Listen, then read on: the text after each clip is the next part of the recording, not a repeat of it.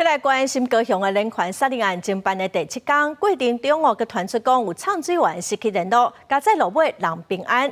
另外，中山大学有一个教授哦，嘛提侦测设备要来协助。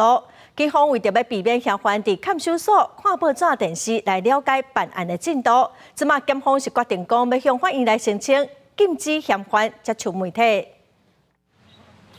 邱玲尊伫水面咧行，看敢有哪像人体组织的物件，毋过因为2月12中报道后，真灵运河水下真落，干来当先伫水面搜查，甲检查10万啊。它是一段一段的，我们再往下游一起做下去哈，把这个河床这个有这个异物的地方啊，都把它利用声呐把它标记出来。我们来针对这个点，我们现在就用捞的。 高雄连环命案遗体找找到打第7日，真一天无进展。中山大学海洋环境工程学系一个教授主动协助出动水下生物探测仪，探勘河底状况。不过因为离港湾真近，那水下真落也有风影。2月初10，佮拄到船啊故障，也有搜查人员失联的状况。那他已经潜到那个2526号码头下面的基桩里面。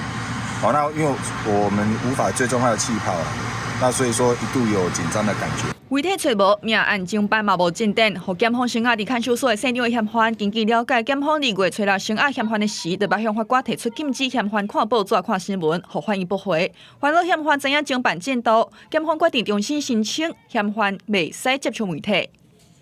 本案因受瞩目而为媒体所报道。本署检察官于昨日已经补充相关的事证，再次向法院请求禁止及阅览、授相关的报纸及电视新闻。现场嫌犯唔认罪，唔讲实情，互案件真歹办。2月11日传出讲，嫌犯的小弟失踪真侪天，互外界烦恼是毋是嘛误害？不过警察赶紧表示，2个小弟一个平安，也另外一个因为毒品案件互通缉，会继续来抓人。公司新闻综合报道。